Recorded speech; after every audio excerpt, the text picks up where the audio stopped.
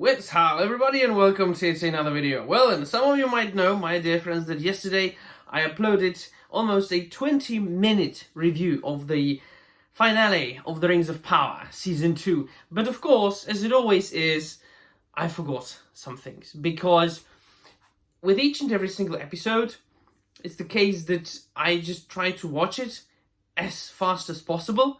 Some scenes I just watch like 1.5 speed.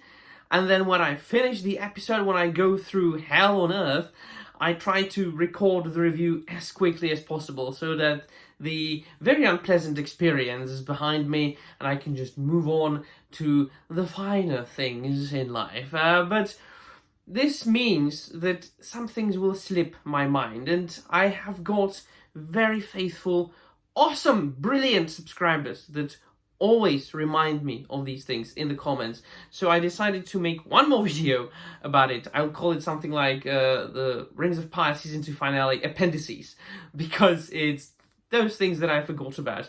And they are not things that would be extremely important, but they are things that are like, that they stand out. They are a pain in the butt for every sensible, every objective, every intelligent critic out there.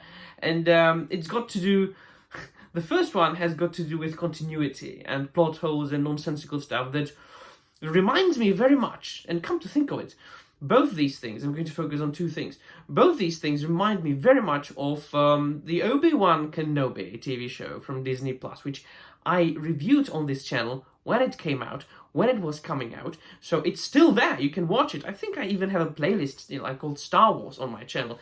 Other than other things, I've been a lifelong Star Wars fan since I was 3 years old. I can remember my father renting the Return of the Jedi for me on VHS when I was 3.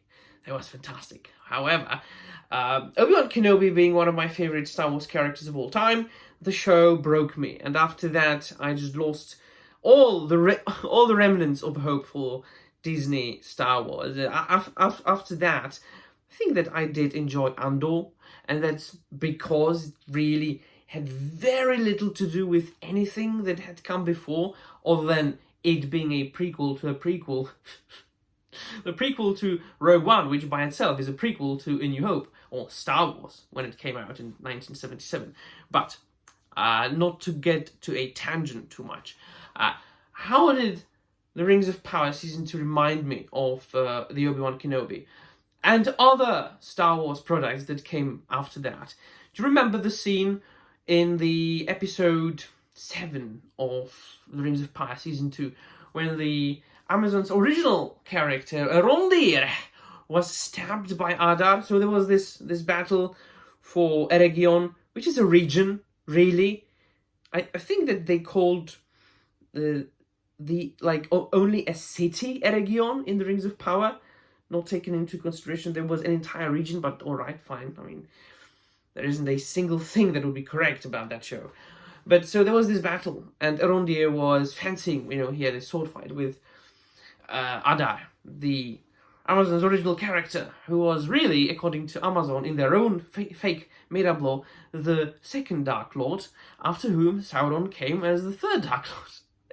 And so he stabbed him, and apparently, it was over for Arondir. Because, he really stabbed him with a big-ass huge sword into his belly. And then, in the next episode, which is actually the finale, just out of nowhere, Arondir is back. And I'm like, what?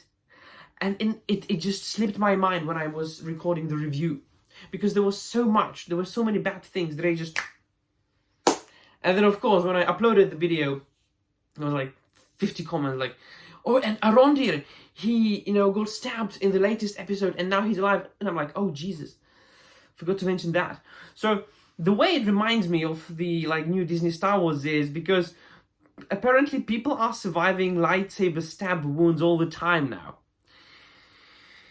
Famously, Reva in Obi-Wan Kenobi, if I remember correctly, was it double stab that she survived? After Darth Vader stabbed her with lightsabers. And then in some of the other Star Wars TV shows, which I haven't even watched. I haven't watched Ahsoka. I haven't watched The Acolyte, so I can't really say. You have to tell me in the comments down below. But I'm pretty sure I've read somewhere and heard people talk about the same case. And so there was this strange continuity error between the episodes 8 and 9 of The Rings of Power, the finale, you know. When Arondir was like stabbed brutally with this like big ass huge Nazgul looking like sword, and then he was just, you know, running around happily merrily was shooting his bow, and then, you know, he discovered Rivendell along with the other elves in the end of the episode, which I also didn't mention. Quite on purpose, because that would take another 10 minutes to talk about, but let us get past that. And let us get to the other thing that concerns Elendil. Now, so you do remember me talking about Elendil having two sons, Isildur and Anarion, according to the source material, according to the book that Tolkien wrote, all the many texts that Tolkien wrote. And of course, in the show, quite famously, there was Isildur, who was a wimp, a crying little wimpy nothing. I mean, I think that Isildur, quite honestly, he wasn't discussed as much as the other characters from the Rings of Power TV show, but I quite honestly find him the least likable and character of all.